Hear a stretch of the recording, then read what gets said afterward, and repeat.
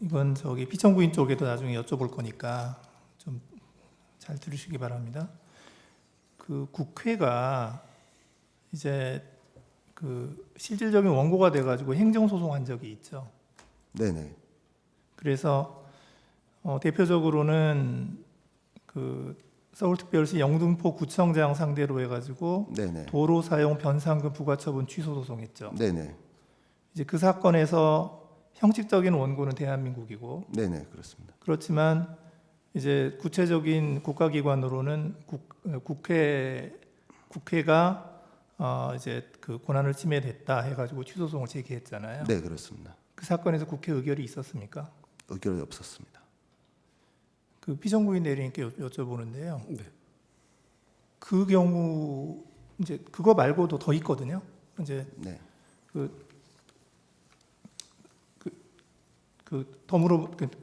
더 사례를 좀 말씀을 드리면 그 한강사업 본부장을 상대로 해서 하천 점용료 부과처분 취소 소송한 적도 있죠. 네. 있었습니다. 그때는 결의 있었습니까? 없었습니다. 그 사건들 그 사건 번호하고 네. 판결문을 좀 참고 자료로 내주시고요. 아, 네. 알겠습니다. 예, 피청구인 대리인께 여쭤보는데 네. 그 경우도 지금 국회가 실질적으로 원고가 돼가지고 그 국회의 권한이 국회의 권리가 침해되었다라고 해서 행정소송을 제기했는데 그 사안에서 결의 없이 그냥 그 판결까지 다 진행이 됐거든요. 네. 이제 그 사안하고 지금 이 권한쟁의 그 청구하고는 뭐가 다른가요? 같은 거 아닌가요? 제발 그거는 아마 지금 말씀하시는 그 사건의 경우에는 국회의 권리가 침해돼 가지고 민사소송 또는 행정소송을 제기한 것이고 이것은 좀 권한이 침해됐다는 이유로 그 다른 권한이 아니라 국회의 권한이 침해됐다는 이유로 권한쟁의 신청을 한 거기 때문에 다른 건가요? 성질이 완전히 다르다고 봅니다. 권리와 권한이 완전히 다르다고 봅니다. 어떻게 그러니까 다르죠? 예를 든다면은 약간 국회의 어떤 뭐 유리창을 깨가지고 국회가 국회 이름을 민사소송을 제기한 적시 당사자 되었다 하는 그건 권리가 침해된 것이기 때문에 그냥 의결 없이 국회의 사무로서 바로 국회의장이 국회를 대표해서 할 수 있지만 지금 이 사건의 경우에는 국회의 권한이 침해됐다고 헌법상에 지금 있는 권한쟁의 심판 청구한 것입니다.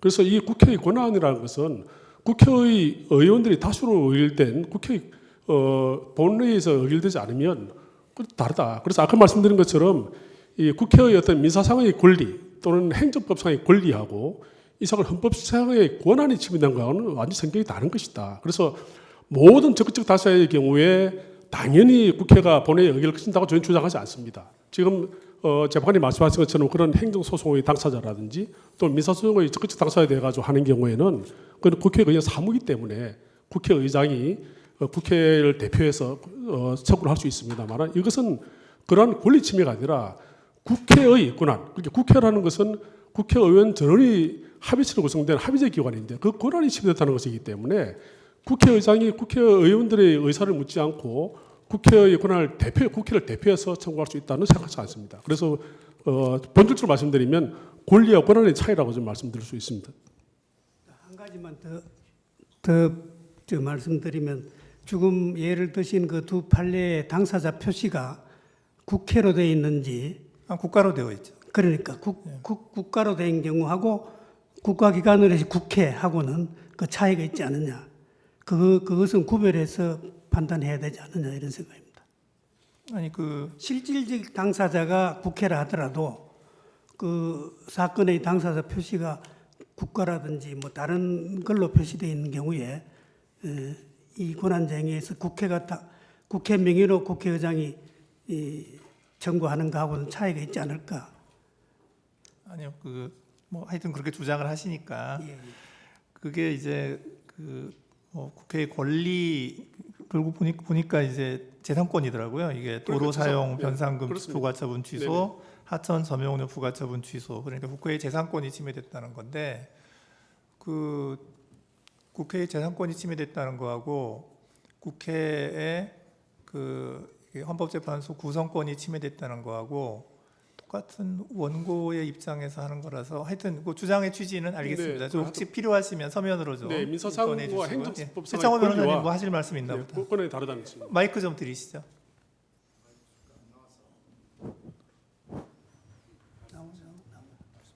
예. 이제 주식회사에서 회사의 대표가 회사의 어떤 권리가 침해됐다고 해서 민사소송을 제기하는 것과 지금 권한쟁의에서의 이 국회의 의결이 있어야 한다는 것은 국회 회의체 300명 국회의원의 회의체의 의결 없이 제3자 소송 담당으로서 의장께서 권한쟁의 심판을 청구할 수 있는 것이냐. 그러니까 손해배상을 청구하는 것, 행정소송을 제기하는 것과 다르다라고 저는 생각합니다. 그러니까 회의체로서 국회의 손해가 발생했느냐 아니면 회의체로서의 그 국회의원들의 총유적인 의미에서의 의사에 대한 의결이 있었느냐 하는 점에 있어서는 다르다고 생각합니다. 재판관님, 그 점에 조금 보완 설명드리겠습니다. 지금 아무래도 서면으로 저희가 그 내용을 밝혀야 될 것 같은데요. 아까 말씀드린 것처럼 지금 재판관님께서 언급하신 내용은 주로 어떤 행정법상의 어떤 권리 또는 민사상의 권리가 침해된 경우에 적극적 당사가 된 경우를 의미하시는 것 같습니다. 그런데 이것은 지금 공법상에 더구나 헌법상에 국회의 권한이 침해됐다는 것이기 때문에 그 국회라는 것은 어떤 사적인 어떤 그 주체로서 사적인 권리 주체로서의 국회가 아니라 이런 공법상에 국회의 권한으로 헌법이 규정된 그 권한이 침해됐다는 것이기 때문에 국회의 의사결정이 필요하다는 그런 취지입니다. 상세한 것은 참고 좀 제출하겠습니다. 예, 서면으로 좀 내주시고요. 여기 이거 실무화상 게 조금 재판님 기회를 주시면 조금 조거에 대해서 간략하게만 아니 됐습니다. 예, 그 저기 네. 지금 여기서 말로 지금 할 수 있는 게 아니어서 법적인 서면으로 좀 내주시면 예, 제가 잘 살펴보겠습니다. 네. 예. 자, 요거를 좀 조금 더 확대해 주실래요? 예, 저기 보면 예, 그대로 놓으시면 돼요. 예. 저기 보면은 저게 갑자 28호의 1호증인데 헌법재판소 재판관 마은혁 정계선 조한창 선출에 관한 인사청문 특별위원회 위원 선임의 건 이래가지고 더불어민주당 대표의원이 이제 직인을 찍어서 이제 그 더불어민주당 의원들 중에서 인사청문 위원을 추천하는 공문이에요. 저게 날짜가 아래쪽 좀 12월 보여주실래요? 11일자입니다. 12월 10일입니다. 10일에 이제 그 의장한테 보냈죠. 그리고 나서 그 다음 장 뒷면 좀 보여주실래요?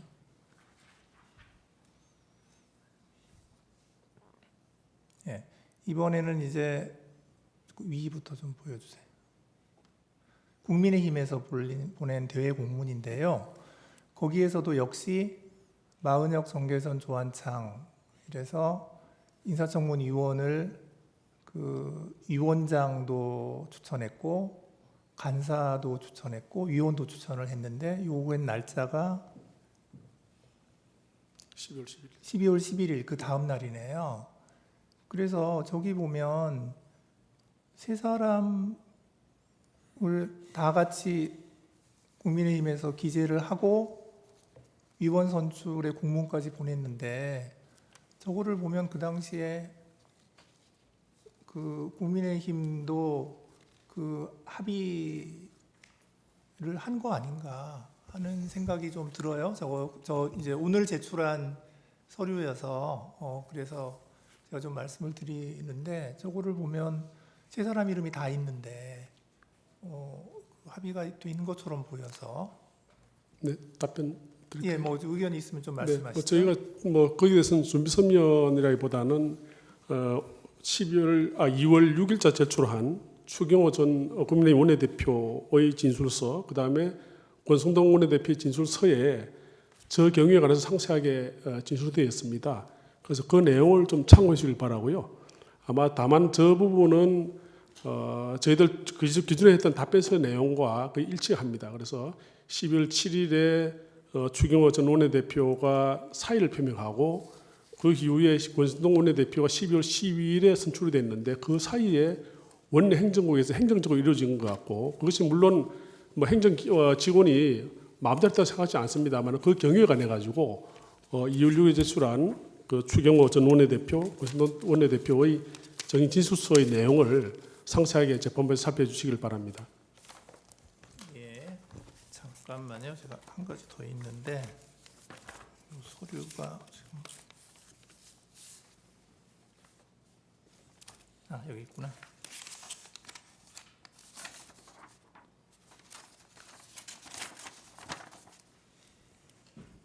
아까 그건 주세요. 자, 주시고.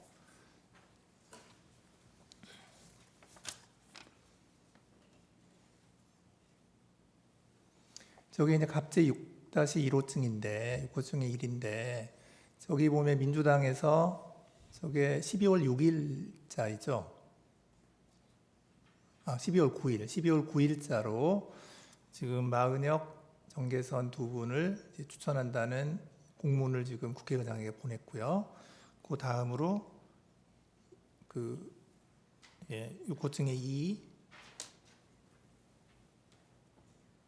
2를 보시면 거기에는 이제 조한창 후보자를